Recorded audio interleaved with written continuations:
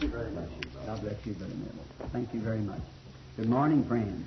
Bonjour les amis, c'est un privilège d'être de nouveau ici au Tabernacle ce matin pour servir le Seigneur en prêchant la parole et en priant pour les malades.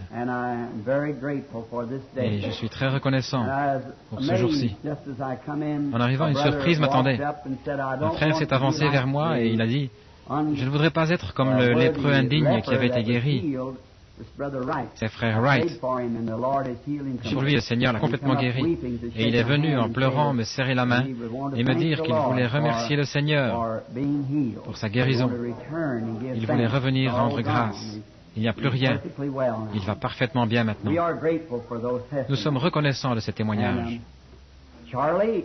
Et Charlie, toi et frère Jeffries, si vous voulez, vous pouvez venir prendre un siège ici sur l'estrade. Vous êtes les bienvenus. Comme ça, vous n'aurez pas à rester debout. Votre frère là et frère Woods, vous n'avez qu'à monter ici. Il y a quelques places ici sur le banc, si vous ne devrez pas rester debout. Je crois qu'il y a quelques places ici. Oui, vous seriez plus que les bienvenus. Venez prendre ces sièges. Nous sommes dans la joie aussi. Je crois qu'il a été dit une fois, je suis dans la joie quand on me dit que Dieu vous bénisse. Je suis dans la joie quand on me dit « Allons à la maison de l'Éternel ».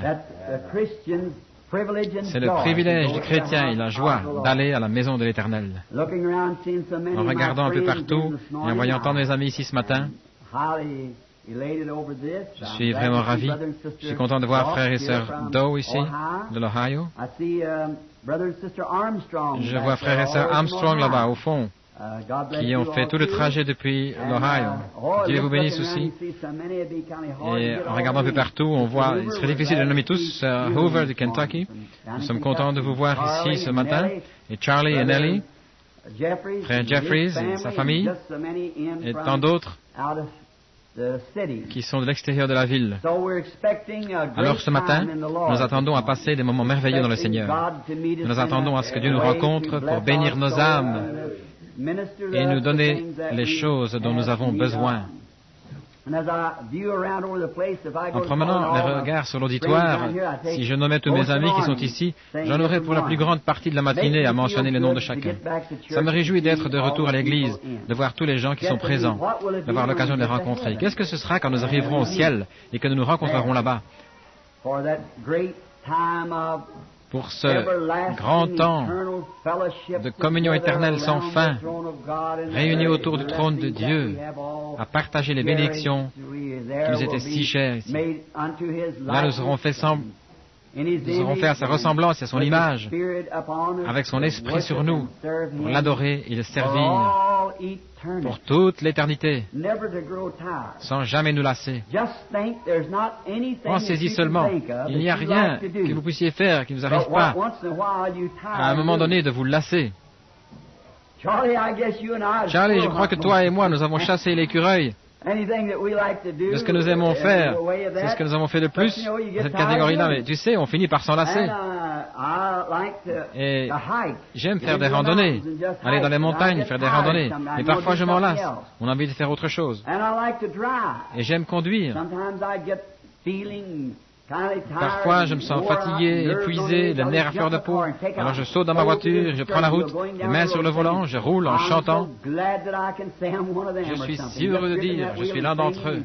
Je suis là au volant, je chante, je tape du pied, je pousse des cris. Eh bien, après un moment, je me lasse de ça. Et alors je rentre à la maison pour faire autre chose. Et quand nous commençons à adorer Dieu dans ce nouveau royaume, il n'y aura pas un seul instant de fatigue. Ce sera simplement toujours une bénédiction, simplement sans fin.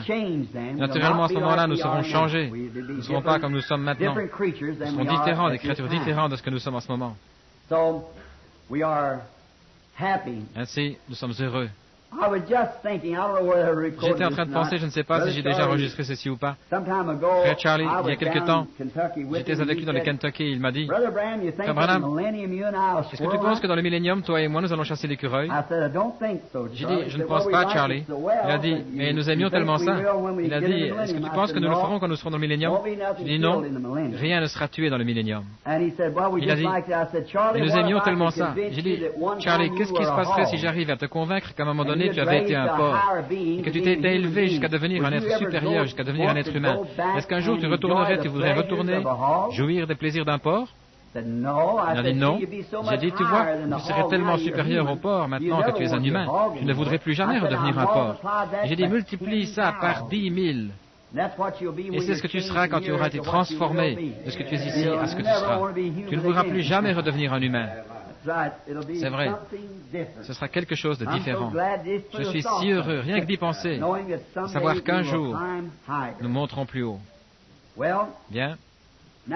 Maintenant, si le Seigneur le veut, dimanche prochain, ensuite je partirai pour le Wyoming avec un bon ami, ou dans l'Idaho avec un bon ami à moi, frère Minor Argenbright, frère Clayton Sandmore, les hommes d'affaires chrétiens.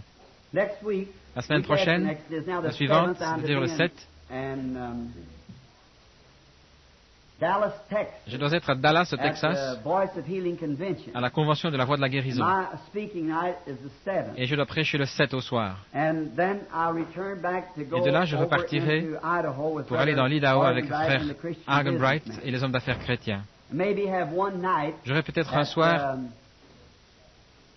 à Minneapolis avant que nous repartions. Et puis un petit déjeuner des hommes d'affaires chrétiens. Si le Seigneur le veut, dimanche matin prochain, je vais être de retour ici au tabernacle. Et si cela m'est permis, et que ce soit la volonté du Seigneur, je voudrais parler sur le sujet du tourbillon dans le vent, si le Seigneur le veut. J'ai eu ça à cœur toute la semaine, semble-t-il. Et l'autre matin, très tôt, vers 4 heures du matin, je me suis réveillé et j'ai eu cette pensée, ce jour-là au Calvaire. Et je veux parler là-dessus ce matin, ce jour-là au Calvaire. Et maintenant, pour la lecture, prenons maintenant dans nos Bibles, dans les Écritures, l'Évangile de Saint Matthieu, au chapitre 27. Et nous commencerons au verset 27. Nous lirons une portion des Écritures pour avoir notre arrière-plan. Et puis, nous commencerons tout de suite après. Et après le service de prédication, alors nous prierons pour les malades. Et depuis la dernière fois que j'étais ici, où j'ai simplement rappelé les grandes lignes de mon nouveau genre de ministère, j'ai reçu plus de témoignages au sujet de cette réunion-là que j'en ai reçu depuis longtemps. Il y a quelque chose là qui fait qu'il faut entrer en contact avec la personne. Peu importe combien le surnaturel a pu être montré. Mais voyez-vous, la guérison doit reposer sur la foi de l'individu. Maintenant, si l'individu a la foi, et si on voit par exemple le Saint-Esprit se déplacer sur l'auditoire et dire telle et telle chose sont arrivées, et vous appelez tel et tel, et vous venez de tel et tel endroit, et vous avez fait une telle chose, et ça se passera de telle manière, et de voir tout ça arriver exactement de cette manière-là. Pourtant, l'individu qui est là devrait lever les yeux et dire « Ça ne peut être que Dieu, j'accepte ma guérison ». Mais au lieu de ça, l'individu dit « Imposez-moi les mains et priez pour moi pour que moi je sois guéri ». Mais c'est ce qui nous est enseigné ici en Amérique. Et alors de croire ça, et c'est conforme aux Écritures, certainement. Par contre, là, nous voyons qu'en Afrique et dans différents endroits, que quelque chose comme ça se produise, et tout l'auditoire va tendre les bras en même temps, et ils vont accepter leur guérison, parce qu'on ne leur a rien enseigné, vous voyez, on ne leur a même pas enseigné la guérison. Et alors, quand ils voient ça, ils reconnaissent qu'il y a un Dieu vivant, et s'il est vivant, il est suprême, et il guérit. Et avec ça, parce que la base est déjà posée, le fondement, qu'il est un guérisseur, et qu'il guérit les gens. Puis quand ils voient sa présence œuvrer à travers son Église, alors ils disent, ça règle la question, c'est tout ce qu'il nous faut. Mais nous, on nous a enseigné l'imposition des mains aux malades et des choses comme ça. C'est pour ça que ça ne marche pas aussi bien en Amérique. Maintenant, souvenez-vous, dimanche matin prochain, si Dieu le veut, naturellement, Frère Neville en fera l'annonce, ce sera le tourbillon dans le vent. Maintenant, je vous ai donné un peu de temps pour prendre Matthieu 27 dans les Écritures. Commençons à lire au verset 27 dans l'Évangile de Saint Matthieu. Maintenant, écoutons attentivement la lecture. Les soldats du gouverneur conduisirent Jésus dans le prétoire Et ils assemblèrent autour de lui toute la cohorte des soldats. Et ils le dépouillèrent de ses vêtements et le couvrirent d'un manteau écarlate. Ils tressèrent une couronne d'épines qu'ils posèrent sur sa tête et lui mirent un roseau dans la main. Oui, s'agenouillant devant lui, ils le raillaient en disant « Salut, roi des Juifs !» Et ils crachaient contre lui, prenaient le roseau et frappaient sur sa tête. Après s'être ainsi moqué de lui, ils lui ôtèrent le manteau, lui remirent ses vêtements et l'emmenèrent pour le crucifier.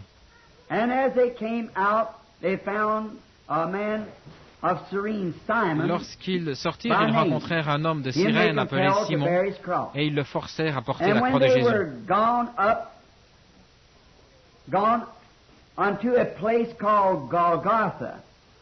Étant montés et arrivés au lieu nommé Golgotha, ce qui signifie lieu du crâne, lui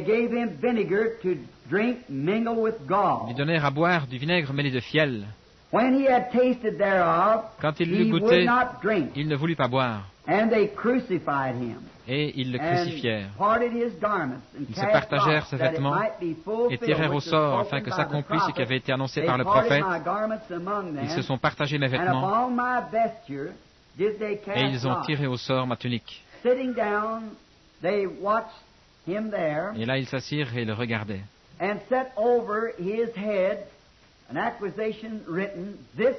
Pour indiquer le sujet de sa condamnation, on écrivit au-dessus de sa tête, « Celui-ci est Jésus, le roi des Juifs. » Avec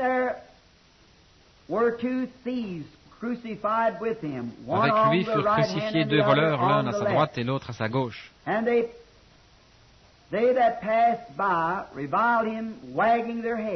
Les passants l'injuriaient et secouaient la tête, en disant, « Toi qui détruis le temple et qui le rebâtis en 3 jours, sauve-toi toi-même. Si tu es le Fils de Dieu, descends de la croix. » Les principaux sacrificateurs, avec les scribes et les anciens, se moquaient aussi de lui et disaient, « Il a sauvé les autres et il ne peut se sauver lui-même. S'il est roi d'Israël, qu'il descende de la croix et nous croirons en lui. » Il s'est confié en Dieu, que Dieu le délivre maintenant. S'il veut le sauver, car il a dit, « Je suis fils de Dieu. »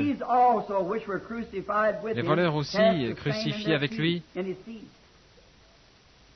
l'insultaient de la même manière. Depuis la 6e heure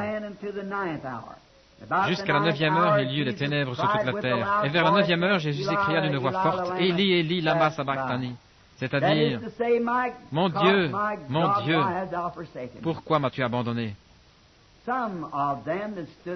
Quelques-uns de ceux qui étaient là, l'ayant entendu dire, « Cet homme appelle Élie. »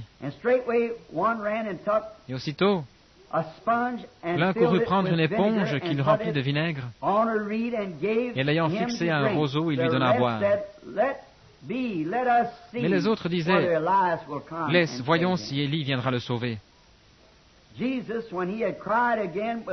poussa de nouveau un grand cri et rendit l'esprit. Et voici le voile du temple se déchira en deux, depuis le haut jusqu'en bas. La terre trembla, les rochers se fendirent. Les sépulcres s'ouvrirent, et plusieurs corps des saints qui étaient morts ressuscitèrent.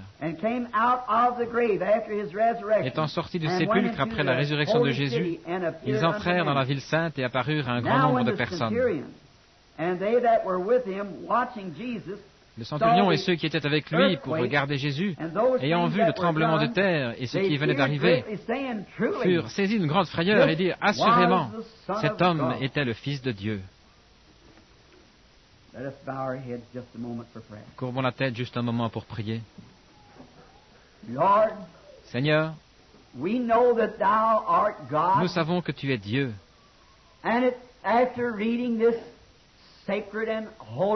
Après avoir lu cette parole sainte et sacrée, nous pouvons encore voir que ta nature n'a pas changé. Tu es toujours Dieu.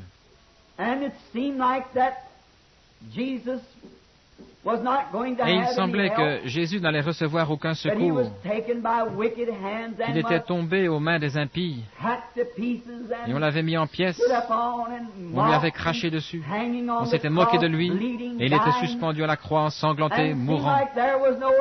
Et il semblait qu'il n'y avait aucun secours nulle part, au point où il s'était crié, « Mon Dieu, pourquoi m'as-tu abandonné ?»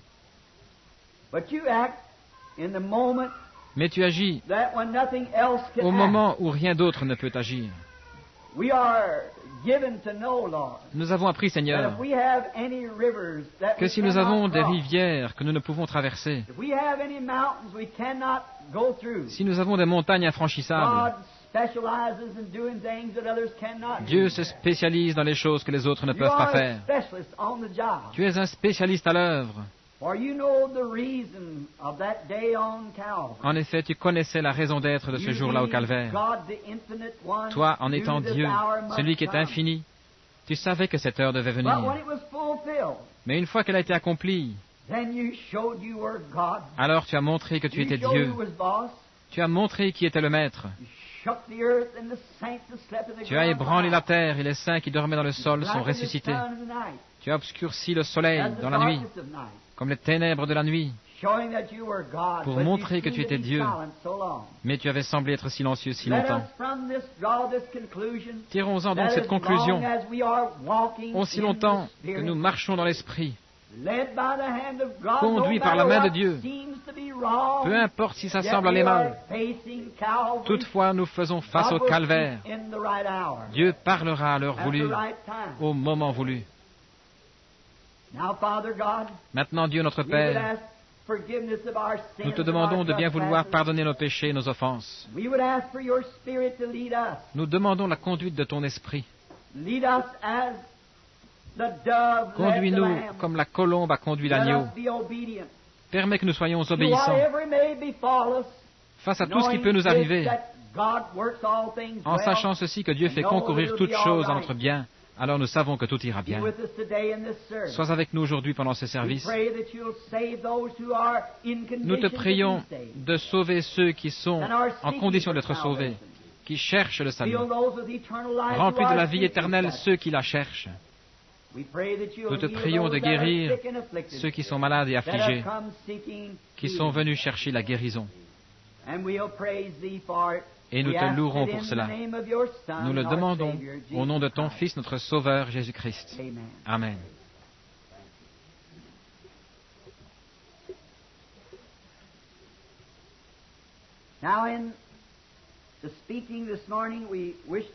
Maintenant, dans la prédication de ce matin, nous désirons attirer votre attention sur le texte que j'ai choisi de commenter, ce jour-là au Calvaire. Ça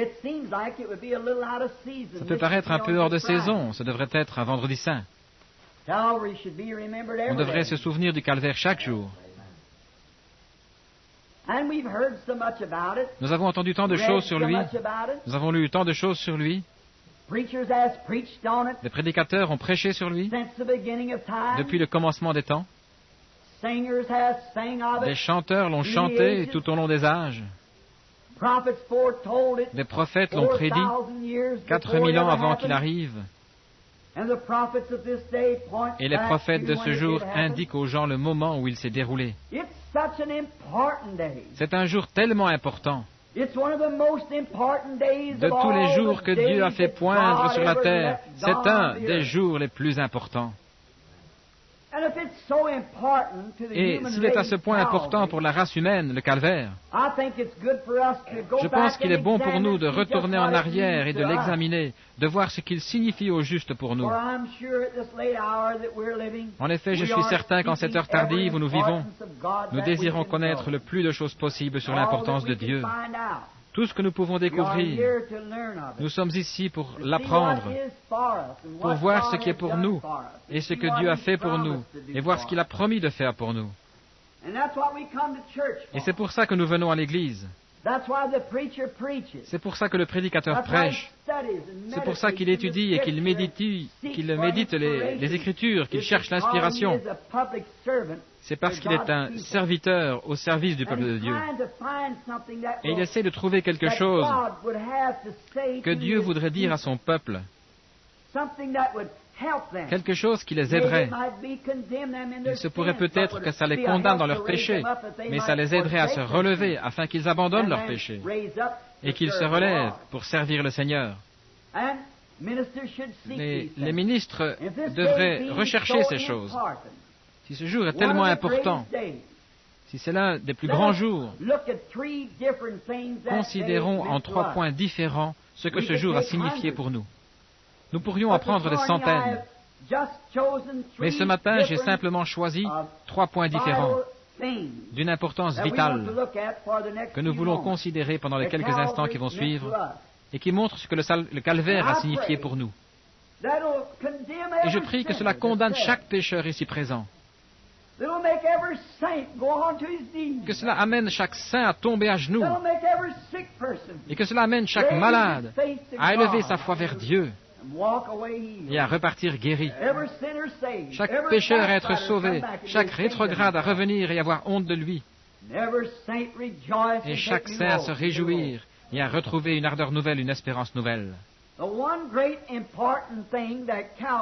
Le grand point important, ce que le calvaire signifie pour nous et pour le monde, c'est qu'il a réglé la question du péché, une fois pour toutes. L'homme avait été trouvé coupable de péché.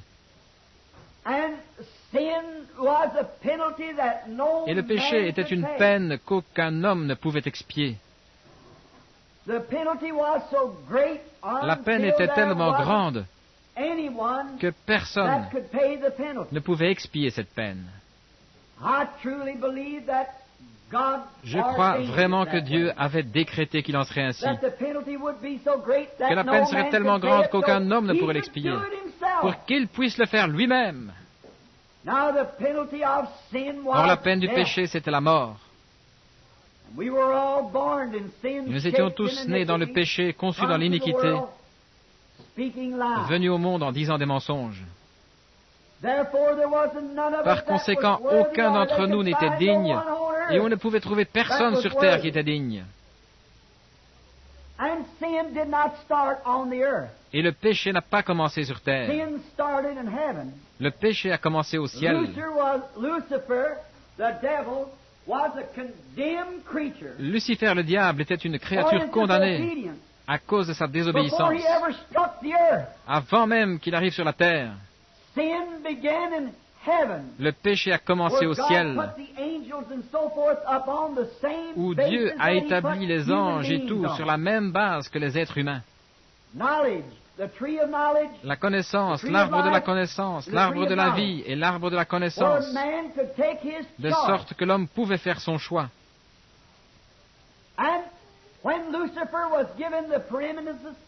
Et quand il a été donné à Lucifer la prééminence, le privilège de faire son choix, il a voulu quelque chose de mieux de ce que Dieu avait. C'est là que les ennuis ont commencé. Et le péché exigeait quelque chose. L'exigence, c'était la mort. La mort était la peine.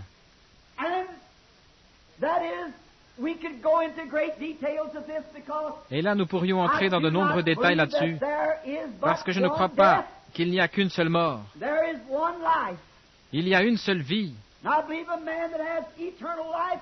Je crois qu'un homme qui a la vie éternelle ne peut jamais mourir. Et je crois qu'il y a un anéantissement complet de l'âme qui pêche. En effet, la Bible dit, l'âme qui pêche, c'est celle qui mourra certainement. Non pas l'homme, mais l'âme qui pêche. Alors Satan devra certainement mourir pour être complètement détruit. Je ne suis vraiment pas d'accord avec les universalistes qui disent que Satan sera sauvé. Il a péché et il est l'auteur du péché. Et son âme a péché. Il était un esprit. Cet esprit sera totalement anéanti. Il n'en restera plus rien. Et quand le péché est arrivé sur la terre, là-bas au commencement, comme un voile d'obscurité tombé des cieux, il a littéralement paralysé la terre. Il a précipité dans l'esclavage toutes les créatures de la terre et toute la création de Dieu. L'homme était sous l'esclavage de la mort, de la maladie, des ennuis, du chagrin. Avec lui, toute la nature est tombée. Le péché était un anesthésique qui en fait a paralysé la terre. Alors nous nous sommes retrouvés ici, sans espérance, parce que toutes les créatures de la terre y étaient assujetties, et tous ceux qui naissaient sur terre y étaient assujettis. Alors il fallait que ça vienne d'un lieu où le péché n'existait pas. Ça ne pouvait pas venir de la terre. L'un de nous ne pouvait pas racheter l'autre. Il fallait que ça vienne d'un autre. Donc quand l'homme s'est rendu compte qu'il était séparé de son Dieu, il est devenu un vagabond. Il pleurait, il poussait des cris, il peinait. Ils erraient dans les montagnes et les déserts, cherchant une cité dont l'architecte et le constructeur étaient Dieu. En effet, il savait que s'il revenait un jour dans la présence de Dieu, il pourrait en discuter avec lui. Mais il n'y avait pas de moyen de retour. Il était perdu. Il ne savait de quel côté se tourner. Alors il est devenu errant, essayant de trouver un endroit qui lui indiquerait un chemin de retour vers ce lieu. Il y avait quelque chose à l'intérieur de lui qui lui disait qu'il venait d'un lieu qui était parfait. Il n'y a pas une seule personne ici parmi les auditeurs visibles de ce matin, ou parmi les auditeurs de cette bande magnétique, partout où elle ira dans le monde entier. Il n'y a personne, ni ici ni ailleurs, qui ne cherche cette perfection. Vous payez vos factures et vous vous dites, ça va régler le problème. Quand vous avez payé vos factures, alors quelqu'un de votre famille tombe malade. Quand ça va mieux du côté maladie, alors vous avez d'autres factures à payer. Tout à coup, vos cheveux grisonnent et alors vous voulez redevenir jeune. Et il y a toujours quelque chose, constamment. Et c'est à cause de cette vague du péché. Mais dans votre cœur, le fait même que vous cherchez cette perfection, ça prouve qu'elle existe quelque part. Quelque part, il y a quelque chose. C'est pour ça qu'aujourd'hui, bien souvent, le pécheur est toujours errant. Une belle jeune fille va couper les boucles de ses cheveux pour être populaire, se peindre le visage pour s'embellir, mettre des vêtements pour montrer les formes de sa personne. C'est parce que c'est tout ce qu'elle peut trouver. Trouver quelque part, en cherchant à trouver quelque chose qui lui revienne. Quand elle peut inciter des hommes à la siffler, à lui faire signe, à flirter avec elle, le jeune homme va faire la même chose à l'égard de la femme. Il va chercher à se rendre attirant pour elle.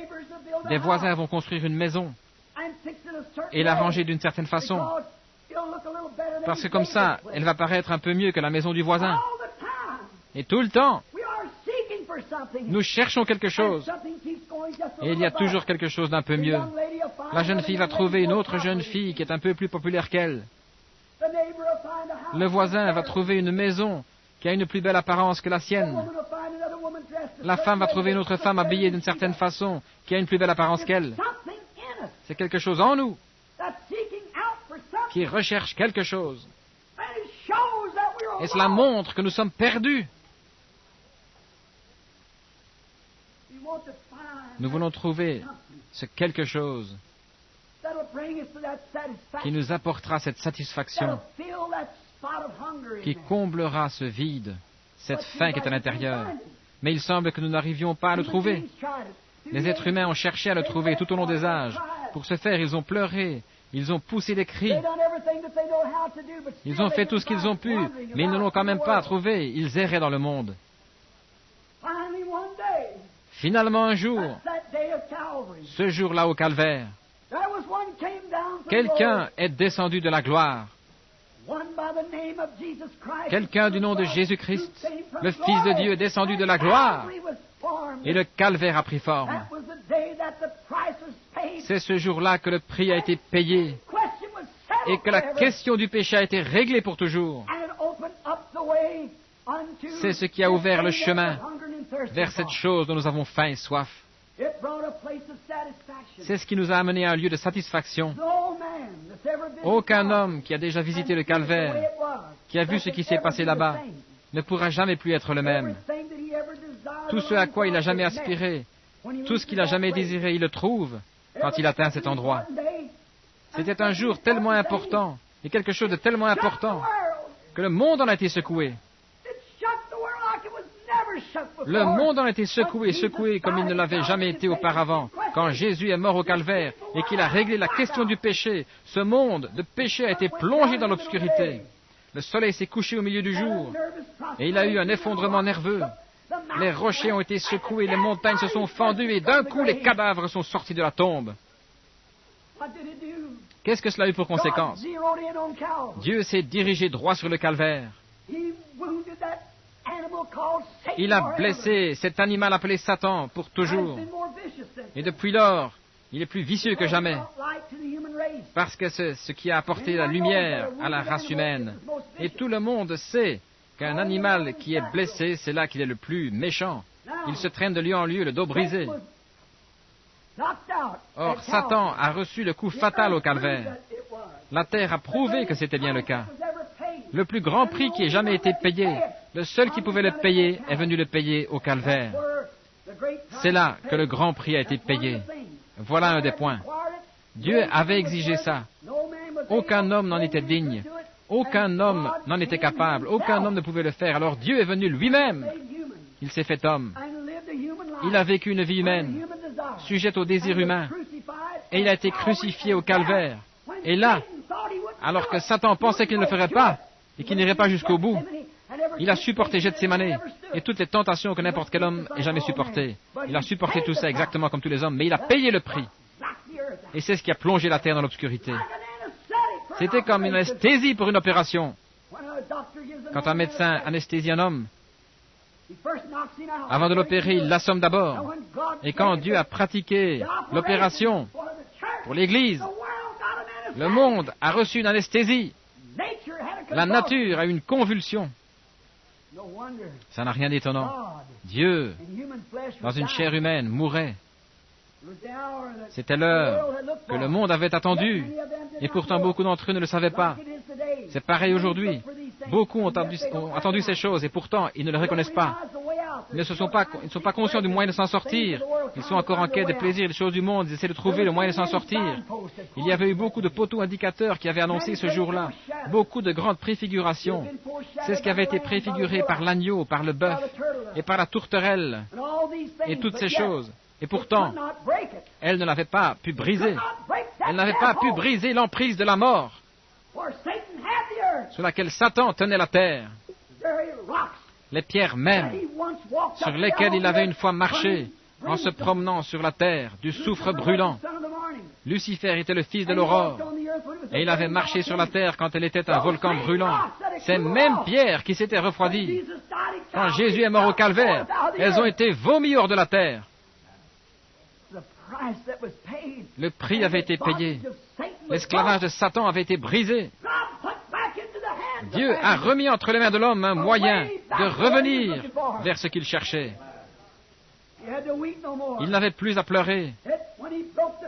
Ce coup, quand il a cassé les reins de Satan, là-bas au calvaire, les reins du péché, de la maladie, et c'est ce qui ramène chaque être mortel de la terre dans la présence de Dieu avec ses péchés pardonnés. Alléluia! Nos péchés sont pardonnés. Satan ne peut plus nous garder dans l'obscurité, éloignés de Dieu. Une grande route a été tracée. Un téléphone y a été installé. Et il y a une ligne pour communiquer avec la gloire. Chaque personne a alors accès à cette ligne.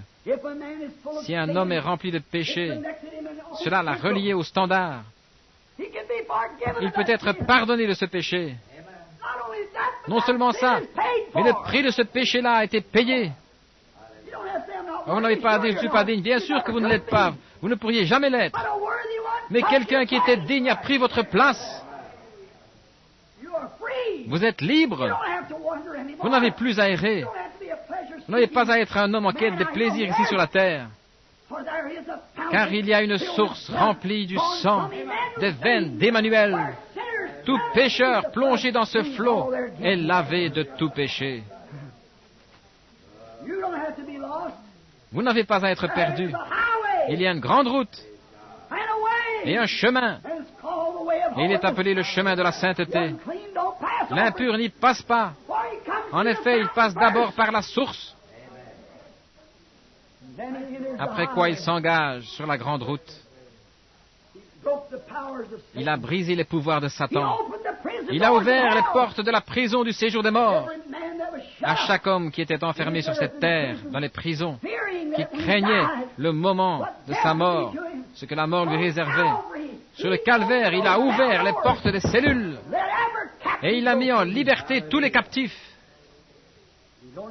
Vous n'avez plus à être ravagé par le péché. Vous n'avez plus à livrer vos membres au péché, boire, fumer, jouer à des jeux d'argent, dire des mensonges. Vous pouvez être honnête, juste et droit, et Satan ne peut rien y faire, parce que vous avez saisi une ligne de vie qui est ancrée dans le rocher des âges. Aucune secousse ne peut vous en détacher. Aucune secousse ne peut vous en détacher. Aucun vent ne peut vous en détacher. Rien du tout, pas même la mort elle-même, ne peut nous séparer de l'amour de Dieu qui est en Christ Jésus. Voilà ce que le calvaire a signifié. Les hommes qui étaient dans l'esclavage ont été libérés. Les hommes qui autrefois vivaient dans la crainte de la mort peuvent ne plus craindre la mort. Un homme qui désire ardemment une cité, dont l'architecte et le constructeur est Dieu, peut s'engager sur la grande route et tourner sa face vers le ciel, parce qu'il est libre. Alléluia. Il est racheté. Il n'a plus besoin d'errer. En effet, il y a un moyen de savoir si on est dans le vrai ou pas. Dieu nous donne la vie. Nos péchés sont partis. Ce jour-là, au calvaire, a payé le prix. Quand nous voyons tout ça, pas étonnant que le poète ait écrit « Alors que les rochers se fendaient et que les cieux s'assombrissaient, mon Sauveur courba la tête et mourut. Le voile déchiré révéla le chemin vers les joies du ciel et le jour sans fin. » Abraham n'a plus à errer partout dans le pays à la recherche d'une cité. Le pécheur n'a plus à se demander s'il peut être sauvé ou pas. Le malade n'a plus à se demander s'il peut être guéri ou pas. Le voile déchiré, ce jour-là au calvaire, a révélé le chemin vers la victoire totale. Dieu nous a donné les puissances de son esprit pour mener une vie triomphante, surmonter toutes ces choses. Tout ce qu'il nous demande, c'est de croire. C'est ce qui est arrivé ce jour-là au calvaire. Jamais il n'y a eu un jour comme celui-là. Jamais plus il n'y en aura un comme celui-là. Ce n'est plus nécessaire. Le prix est payé. Et nous sommes rachetés. Grâce soit rendue à Dieu. Nous sommes rachetés. Il n'y a plus lieu de se demander ce qu'il en est. On n'est plus aux hypothèses. Tout cela a été effacé. Le voile a été tiré le rideau et nous sommes engagés sur une grande route. Non plus pour nous demander ce qu'il en est, mais pour croire et continuer à marcher, tout simplement. Nous marchons tout droit dans la présence même de Dieu. Abraham savait, et d'autres savaient. Là, pendant qu'ils cherchaient une cité, ils savaient qu'ils venaient de quelque part. Quelque chose était arrivé. Ils vivaient sur une terre paralysée. Il y avait des tremblements de terre. Il y avait des tempêtes, des guerres et des massacres. Le loup et l'agneau se nourrissaient l'un de l'autre, ou le loup se nourrissait de l'agneau, et le lion mangeait le bœuf. On dirait qu'il y a quelque chose qui cloche, il y a quelque chose qui ne va pas. Il savait qu'il y avait quelque chose qui n'allait pas. L'homme, le frère, tue son frère. Le père tue son fils, le fils tue son père. Il y a quelque chose qui ne va pas. Il prend de l'âge, il se meurt, il dépérit. Il est miné par la maladie. Il est dans l'esclavage. Les arbres poussent, mais ne sont pas immortels. Ils meurent. Les montagnes changent. Les mers se dessèchent. Les eaux tarissent. Il y a quelque chose qui ne va pas, et il cherchait un endroit, une cité où ça n'arrivait plus. Il savait que si jamais il pouvait revenir dans la présence de celui qui avait fait toutes choses, il pourrait en discuter avec lui. Oh, pécheur, quel privilège ce matin de savoir que vous êtes en possession du chemin maintenant. Ce jour-là au Calvaire a créé une ouverture sur le chemin. En effet, tout ce que les patriarches cherchaient, tout ce qu'ils recherchaient, le Calvaire vous l'a donné gratuitement. Comment pourriez-vous rejeter ça? Comment pourriez-vous rejeter ça pour adhérer à une dénomination? Comment pourriez-vous rejeter ça pour y substituer autre chose? Les plaisirs du monde. Pourquoi ne pas l'accepter? Le voile déchiré ramène un homme directement dans la présence de Dieu, sans aucune espèce de péché sur lui. Et il met devant lui une route qui mène vers ce qu'il cherche. Le ciel, la gloire, la paix, la vie éternelle. Tout est droit devant lui. Ce jour-là a porté le coup mortel au pouvoir de Satan. Il a mis fin à tout. Je peux le voir là-bas. C'était lui, l'agneau de l'Éden, dès la toute première ombre qui en est apparue. Quand Abel, par la foi, a offert à Dieu un sacrifice plus excellent que celui que Caïn, a certainement dû attacher là, comme une liane autour du cou de l'agneau, il l'a tiré jusqu'au rocher. Il a pris une pierre dans la main pour lui servir de lance. Et il a renversé sa petite tête et il l'a martelé, il l'a mis en pièces, jusqu'à ce qu'il meure. Et sa laine était imbibée de son propre sang. Il baignait dans son sang. C'était une ombre. Mais ce jour-là au Calvaire, là ce n'était pas un agneau de cette terre, mais c'était l'agneau de Dieu qui mourait, qui baignait dans son propre sang. Le monde l'a mis en pièces, l'a martelé, l'a battu, lui a craché dessus, l'a frappé brutalement, l'a giflé et tout. Et le sang tombait goutte à goutte de ses cheveux. Quand l'agneau d'Abel est mort, il est mort en parlant dans une langue qu'Abel ne pouvait pas comprendre. Il bêlait. Et quand l'agneau de Dieu est mort, ce jour-là au Calvaire, il a parlé dans une langue. Personne ne l'a compris. Mon Dieu, pourquoi m'as-tu abandonné? C'était l'agneau de Dieu, mis en pièces, martelé. C'était lui l'agneau même auquel pensait Abel quand il a vu la semence promise de la femme. C'était lui l'agneau que Daniel a vu qui s'était détaché de la montagne sans le secours d'aucune main. C'était lui la roue au milieu de la roue pour le prophète. Tout ce qu'ils avaient vu d'avance s'est réalisé ce jour-là au Calvaire. C'est ce qui a amené cette grande chose. C'est ce qui a cassé les reins de Satan. Premièrement, nous devrions chercher ce que ce jour-là signifiait. Deuxièmement, nous devrions voir ce que ce jour-là a fait pour nous. Alors, ce qu'il a fait pour nous. Alors, troisièmement, regardons ce que nous devrions faire pour ce jour-là.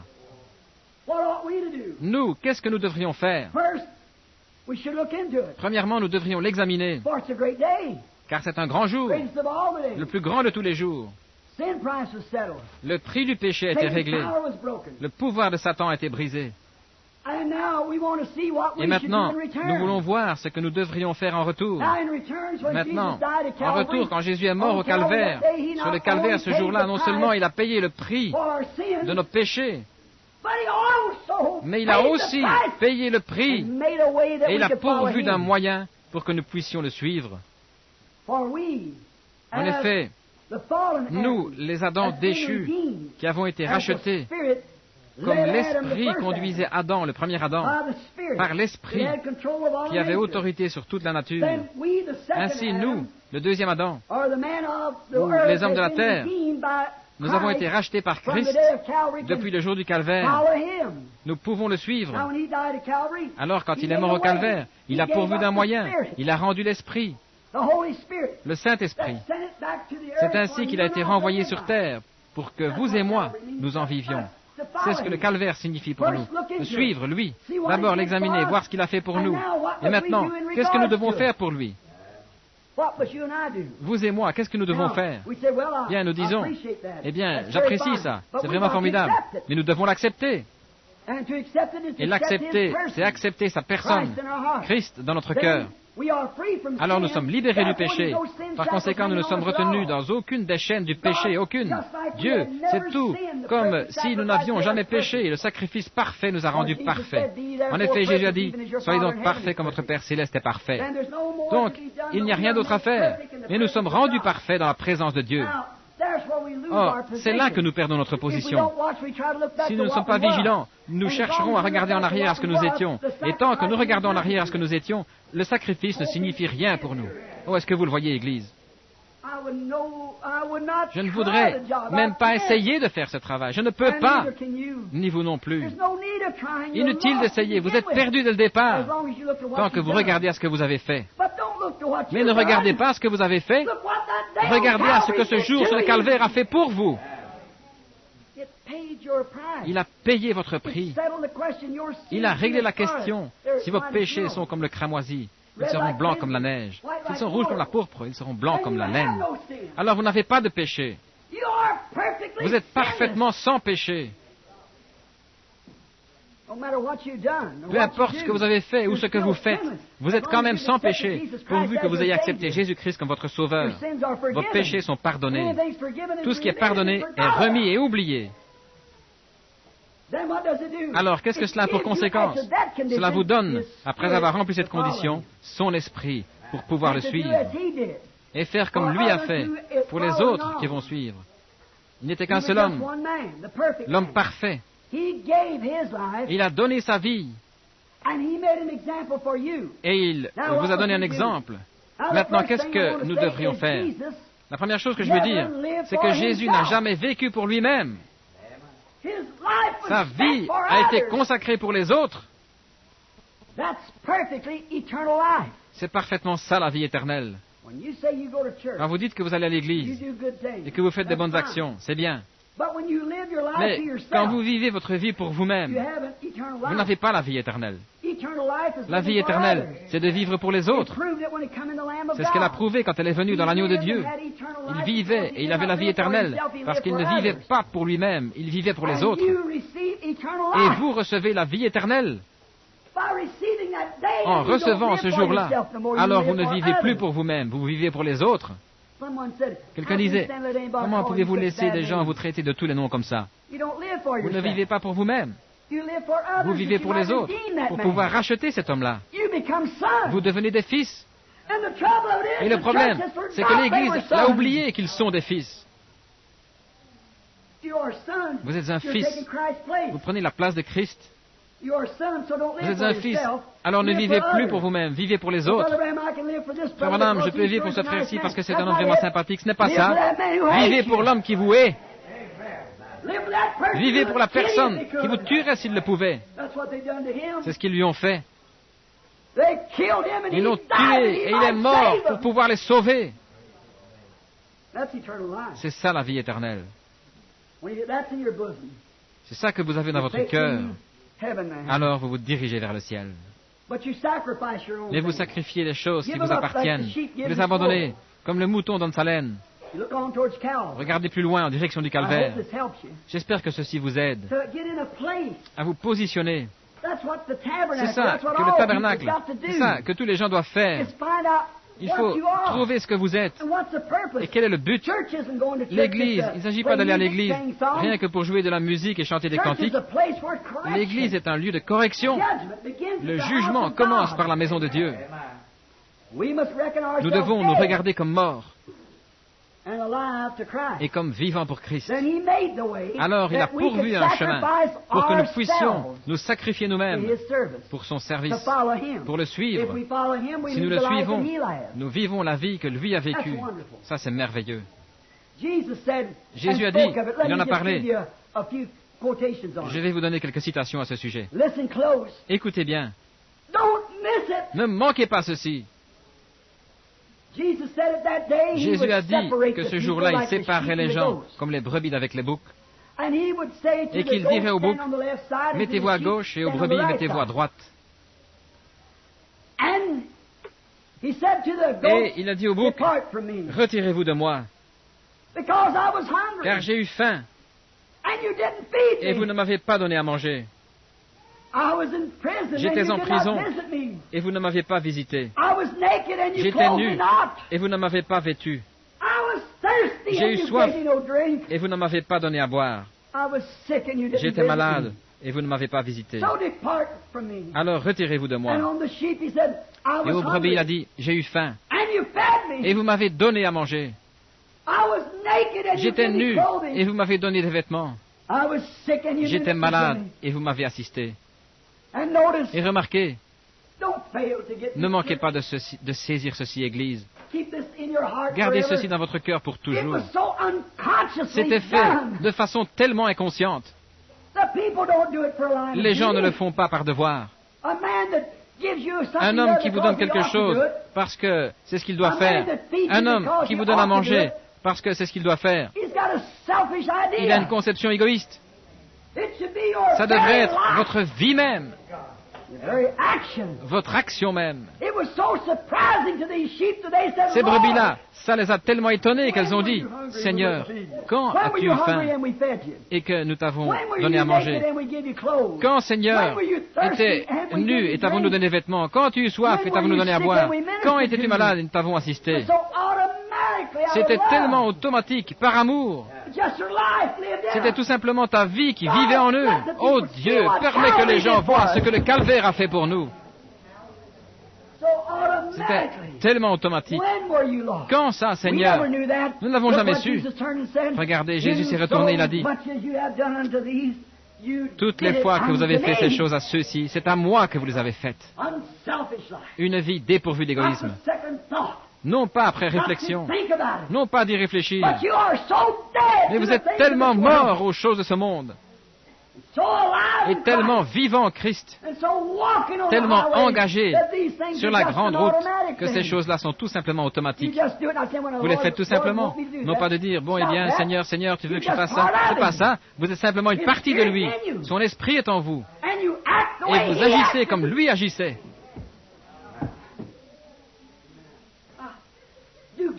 Saisissez-le bien. Telle voie paraît droite à un homme, mais son issue, c'est la voie de la mort. Pas tous qui disent « Seigneur, Seigneur » entreront, mais ceux-là, seuls qui font la volonté de mon Père, simplement de leur cœur, juste librement. Or, ce jour-là au Calvaire a payé ce prix pour que nous puissions être comme cela. Non pas de dire, vous savez, une fois la veuve Jones, elle n'a plus de charbon, je suis allé lui acheter. Je vais vous dire, j'ai vu un frère qui avait besoin d'un costume et je suis allé lui acheter un costume. Dieu soit béni, je suis un chrétien. Oh là là, pauvre égoïste misérable. Tu es un hypocrite. Que ta main droite ne sache pas ce que fait ta gauche et que ta gauche ne sache pas ce que fait ta droite. Tellement automatiquement mort en Christ que vous le faites de toute manière. C'est votre nature, c'est votre caractère. Vous le faites de toute manière. C'est simplement ça, la vie qui vit en vous. Vous êtes complètement soumis à cet esprit. Et c'est lui qui vit sa vie en vous. Oh, vous sentez cet esprit béni, cette vie. Ce n'est pas moi qui vis, dit Paul, mais c'est Christ qui vit en moi. C'est tellement automatique. Eh bien, je vous le dis, frère Branham, nous sommes chrétiens, nous aidons ces gens-ci, nous aidons ces gens-là. Oh là là, honte à vous. Le christianisme, ce n'est pas ça. Le christianisme, c'est tout simplement automatique. Ces choses-là sont à faire. C'est tout ce qu'il faut faire. Vous oubliez tout ça vraiment. Vous le faites de toute manière. Christ a complètement abandonné sa vie à Dieu. Il s'est donné lui-même comme un serviteur au service du peuple. Il a donné sa vie librement. Il n'était pas obligé de le faire. Il ne l'a pas fait à contre-cœur. Il n'a pas dit, frère, vous devriez avoir beaucoup d'estime pour moi parce que je suis venu mourir pour vous. Il n'a pas soufflé un mot. Il est mort de toute manière. Parce que c'était Dieu en lui. C'est Dieu en vous. C'est Dieu en moi qui fait que nous considérions les autres. Les brebis d'un côté. L'un d'eux dira, eh bien, Seigneur, j'ai fait ceci, et Seigneur, j'ai fait cela. Il dira, retirez-vous de moi, ouvriers d'iniquité. Je ne vous ai même jamais connu. Si l'Église pouvait en arriver à saisir ces réalités fondamentales, ce n'est pas quelque chose que vous essayez de faire, que vous vous forcez à faire. C'est quelque chose qui est né en vous. Pardonnez-moi, mon ami pentecôtiste. Je suis pentecôtiste. Mais mes amis pentecôtistes en sont arrivés au point qu'il faut qu'il y ait beaucoup de musique rythmée, le battement des orchestres, le taper des mains ou les tambourins, pour faire pousser des cris aux gens. Ce ne sont que des émotions. Les fanfares jouent avant la bataille. On fait ressentir l'émotion de la bataille aux gens. Je crois en la musique, taper des mains, je crois à ça. Je crois à ces choses. C'est tout à fait vrai. Nous devrions avoir ces choses. Mais vous avez négligé les grandes choses. C'est cette vie de sacrifice de soi. Dieu vivant, vous fait automatiquement tout ce qui est bien, parce que c'est bien. Continuez à avancer tout simplement. Vous trouvez ça tout naturel de mener cette vie-là tout simplement.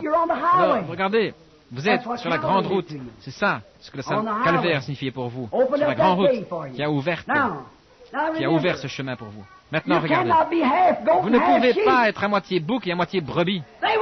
Ça ne se mélange pas. Il y a beaucoup de gens qui disent, oui, vous savez, nous avons une organisation dans notre groupe, nous aidons les pauvres, nous faisons ceci. C'est bien. Mais vous êtes en train de chanter vos propres louanges. Ne faites pas ça. Faites vos aumônes en secret, a dit Jésus. C'est tout simplement automatique, c'est quelque chose en vous. Ça ne vous demande pas plus que d'aller chercher un peu d'eau. Vous avez soif, c'est votre voisin a soif, vous pensez à lui aussi, le besoin du voisin, vous pensez comme si c'était votre besoin, et vous ne faites même pas attention, vous allez de l'avant. Vous ne pouvez pas être à moitié brebis, à moitié bouc. Donc si vous dites, eh bien notre Église a une organisation, nous donnons aux pauvres, nous faisons ceci, nous faisons cela et nous faisons telle autre chose. Si vous avez cette partie-là sans avoir l'autre, la vie de Christ en vous, vous le faites absolument en vain. Paul a dit dans Corinthiens 13, quand je donnerai tous mes biens pour la nourriture des pauvres, quand je livrerai même mon corps pour être brûlé comme sacrifice, cela ne me sert de rien. C'est dur, mais c'est la vérité. Vous devez en arriver à ce fait. Reconnaître ce que le calvaire a fait pour vous. Nous nous regardons, nous disons, oh oui, c'est bien, c'est pas ça. Si ce Fils de Dieu, là, il lui a fallu aller au calvaire pour être crucifié, chaque fils qui vient doit aller à un calvaire. Il doit lui aussi avoir un calvaire. Vous devez avoir votre jour au calvaire. Je dois avoir mon jour au calvaire. C'est ce qui règle la question du péché. Ce n'est pas serrer la main du prédicateur. Ce n'est pas entrer dans l'église. Ce n'est pas y entrer par une lettre, ni y entrer par une profession, mais d'y entrer par une naissance. Il n'a jamais donné de lettre. Il n'a jamais donné de profession. Il a donné une naissance. C'est comme ça que nous y entrons. Alors à partir de là, nous vivons automatiquement des vies chrétiennes. Maintenant, une autre remarque. Moitié bouc, moitié brebis. Ça n'existe pas. Vous n'êtes pas moitié bouc, moitié brebis. Vous êtes soit bouc, soit brebis. Or, si vous faites simplement des bonnes actions et que vous pouvez pouvoir y entrer à cause de ça, dans ce cas-là, le jour du calvaire n'aurait pas été nécessaire. Avec la loi, on avait déjà ça. Mais puisqu'il a fallu un jour du calvaire, c'était afin d'introduire ça pour que nous ne soyons pas seulement des membres d'Église, mais que nous soyons des fils et des filles de Dieu. C'est ça qu'a été le jour du calvaire. C'est ça qu'il a signifié pour vous, pour que vous puissiez faire, suivre et agir comme Jésus. Or, la rivière ne coule pas en même temps en amont et en aval. La rivière ne coule que dans un sens. De même, l'Esprit de Dieu ne coule que dans un sens. Il ne se mélange avec rien d'autre. Il coule toujours dans le même sens. Regardez bien Jésus pour conclure. Jésus a dit, les œuvres que je fais, vous les ferez aussi. Et vous en ferez de plus grandes, parce que je m'en vais à mon Père. Ce n'est pas tant à l'Église d'ici que je dis ces choses. Vous comprenez? Mais ces messages sont enregistrés. Des dizaines de milliers de personnes les écoutent dans le monde entier. Je vais répondre tout de suite à cette question pour les critiqueurs. On m'a souvent dit, vous croyez la Bible? Jésus a dit, ces œuvres que je fais, vous les ferez aussi, vous en ferez de plus grandes, parce que je m'en vais à mon Père. Comment pouvez-vous être si mauvais, monsieur? Comment pouvez-vous manquer de discernement à ce point-là, égaré dans votre théologie intellectuelle, dans votre conception mentale des choses? Mon cher ami perdu, ne pouvez-vous pas comprendre que cette Bible s'interprète spirituellement? Jésus a rendu grâce au Père d'avoir caché cela aux érudits, aux astucieux, aux sages et aux intelligents, et d'avoir voulu le révéler aux enfants qui seraient disposés à venir au calvaire. Maintenant, regardez bien. Jésus a dit, regardez bien comment il a exprimé ça. Les œuvres que je fais, il les fait maintenant même. Les œuvres que je fais maintenant, guérir les malades, ressusciter les morts, ouvrir les yeux des aveugles, ces œuvres, vous les ferez aussi. Vous les ferez, si vous croyez en moi. Vous ferez ces œuvres. Et ensuite, vous en ferez une plus grande. Parce que je m'en vais à mon Père. Encore un peu de temps, et le monde ne me verra plus. Mais vous, vous me verrez. Je serai avec vous, et même en vous, jusqu'à la fin du monde. Je ne vous laisserai pas orphelin. Je prierai le Père. Il vous enverra un autre consolateur, le Saint-Esprit, que le monde ne peut pas recevoir, mais vous, vous pouvez le recevoir. Maintenant, remarquez, les œuvres plus grandes, c'était d'avoir la puissance dans l'Église, non seulement de guérir les malades par la prière, de chasser les démons par la prière, mais de transmettre la vie éternelle aux croyants. Le Saint-Esprit allait venir et serait remis dans les mains de l'Église pour transmettre la vie.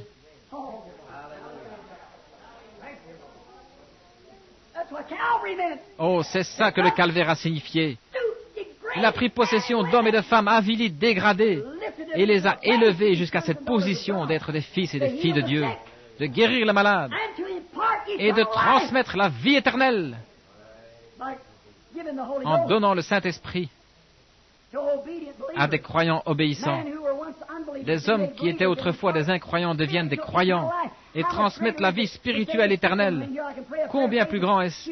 Cette femme malade couchée ici, je peux faire une prière de la foi, elle sera guérie, c'est une grande chose, c'est ça qu'il a dit. Mais vous en ferez de plus grandes, je vais vous donner la puissance, non seulement de le ressusciter pour un temps, mais de lui donner la vie éternelle, celle qui sera éternelle pour toujours.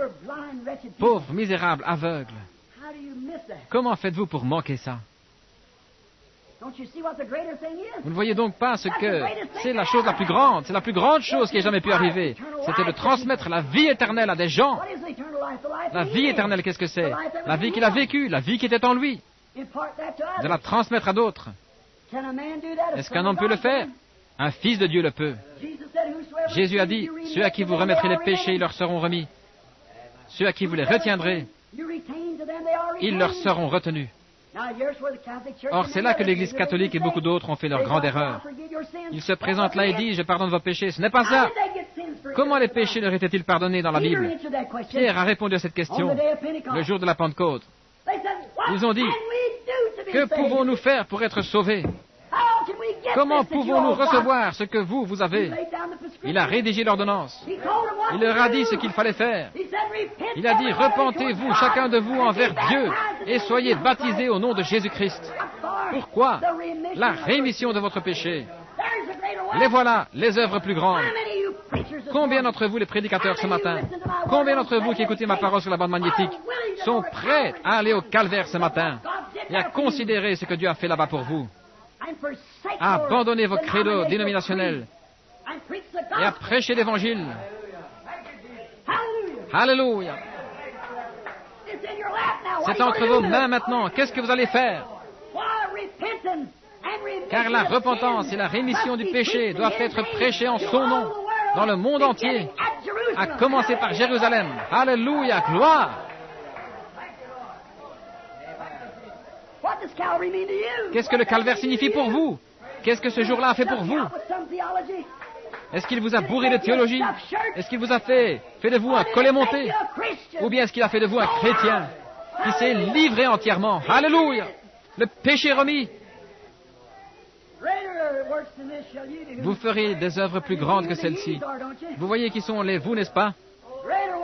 Des œuvres plus grandes que celles-ci. de remettre les péchés au nom de Jésus-Christ. Mais c'est à cause des credos et des dénominations et tout ça que vous êtes liés à un point tel que vous servez encore le monde. Dites-moi quel homme, dites-moi quelle femme peut venir au calvaire et chercher ensuite à faire l'important parce que quelqu'un a dit quelque chose. Dites-moi comment vous pouvez regarder le calvaire en face sous son vrai jour, ce jour-là au calvaire. Comment pouvez-vous avoir votre jour au calvaire et en ressortir un collet monté? Comment pouvez-vous en ressortir le pantin d'une organisation et prêcher des doctrines d'hommes? Pourquoi est-ce que ça ne vous pas rend humble à l'égard de la parole de Dieu? Si jamais vous allez là, vous en ressortirez humble. Comment pouvez-vous désirer être quelqu'un d'important dans votre organisation, recevoir des honneurs alors que Jésus-Christ, le Fils de Dieu, s'est humilié lui-même au point que son corps a été mis en pièces, son visage a été couvert de crachats jusqu'à la honte et au déshonneur. Et ils l'ont dépouillé de ses vêtements et l'ont crucifié devant le monde, ayant méprisé la honte. Comment pouvez-vous aller au calvaire et revenir de la différence de ce que lui a été un déshonneur, une honte? Oh, vous dites, ils vont me chasser à coups de pied. Qu'ils vous chassent. Ayez votre jour au calvaire, et Dieu fera son chemin avec vous. Laissez-moi citer ça à nouveau. Ayez votre jour au calvaire, et Dieu fera son chemin avec vous. Prions. Seigneur, oh Dieu, emmène-nous tous au calvaire maintenant même.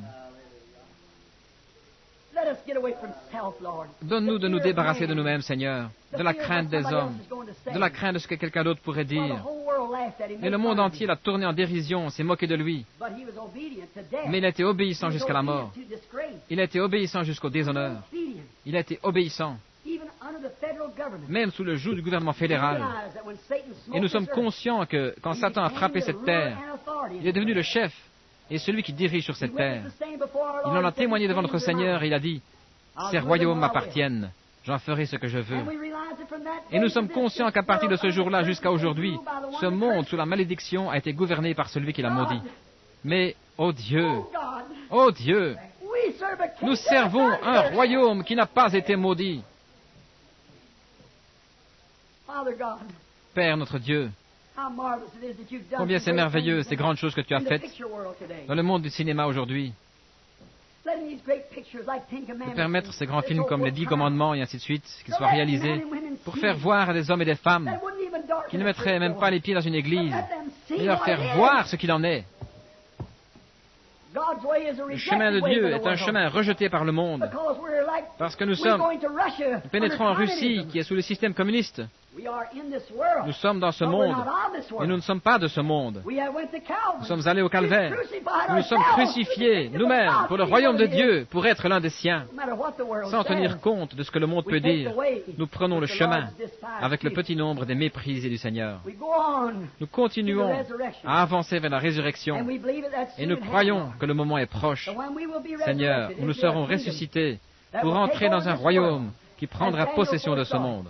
Comme Daniel l'a vu d'avance, le monde entier avait été mis en pièces, comme des brins de balles emportés par le vent sur l'air de battage en été. Mais la montagne, la pierre, a grandi pour devenir une grande montagne qui a recouvert la terre. Cette pierre viendra. Oh Dieu, nous voulons en être partis. Que nous renoncions nous-mêmes, que nous nous chargions chaque jour de notre croix, que nous vivions pour Christ, que nous vivions pour les autres. Accorde-le, Seigneur. S'il y en a ici ce matin qui ne connaissent pas comme leur Sauveur et qui aimeraient qu'on pense à eux dans la prière finale, vous aimeriez que ce jour soit votre jour au calvaire. Voulez-vous lever la main en disant, priez pour moi, frère Branham. Je veux le connaître comme mon Sauveur. Que Dieu te bénisse, jeune homme. Quelqu'un d'autre. Que Dieu vous bénisse, mon frère là-bas au fond. Y a-t-il quelqu'un d'autre? Je le veux le connaître. Je veux que ce soit mon jour au calvaire. J'en ai assez. Ça m'avance à quoi de prendre à la légère la chose même pour laquelle je suis né, ce que je dois faire? Je suis né pour être un fils de Dieu.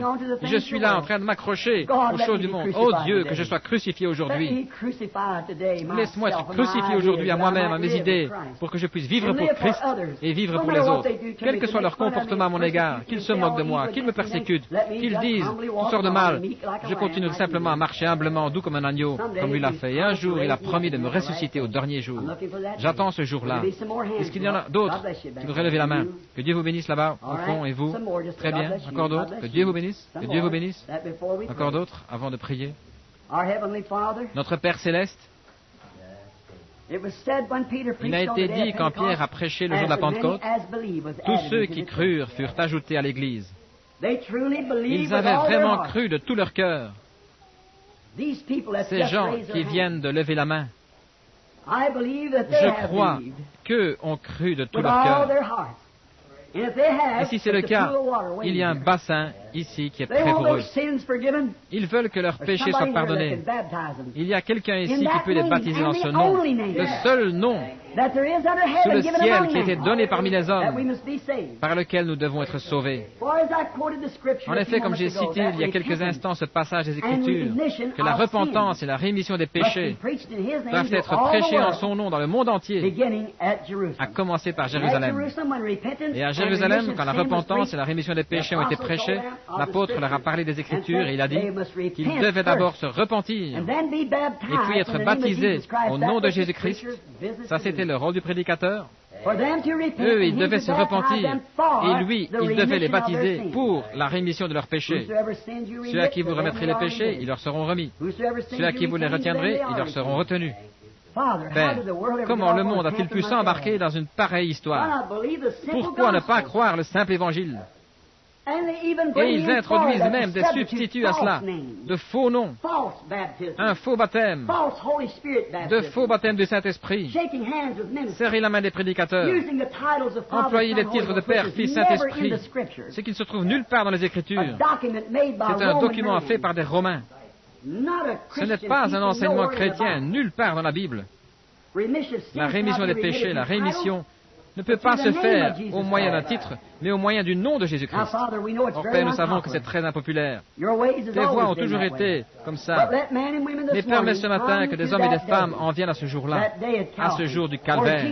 Alors que Jésus, ayant méprisé ce jour, cette honte-là, d'être dépouillé de ses vêtements, d'être mis en pièces, de recevoir les crachats et d'être la risée du monde entier, de l'Église, des gens qui auraient dû l'aimer. Et pourtant, malgré tout ça, il n'a pas ouvert la bouche. Et il est allé mourir pour ces gens qui se moquaient de lui. Oh Dieu, emmène-nous au calvaire ce matin.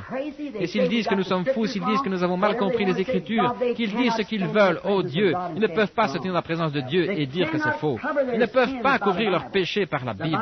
La Bible découvre leurs péchés, leur incrédulité, pour être populaire, de faire comme tout le monde. Qu'ils viennent au calvaire ce matin.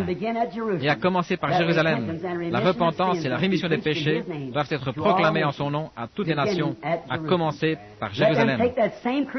Qu'ils fassent eux aussi ce pas-là, celui du crucifiement, d'être mis en pièces, d'être couverts de crachats, d'être un objet de risée, d'être traités de tous les noms possibles et imaginables, de renégats religieux, de démolisseurs d'églises, traités de tous les noms qu'ils voudront. Puissions-nous ce matin, Seigneur, prendre le chemin avec le petit nombre des méprisés du Seigneur. Puissions-nous marcher comme les apôtres, sans nous en détourner ni à droite ni à gauche, et servir Dieu de bon cœur.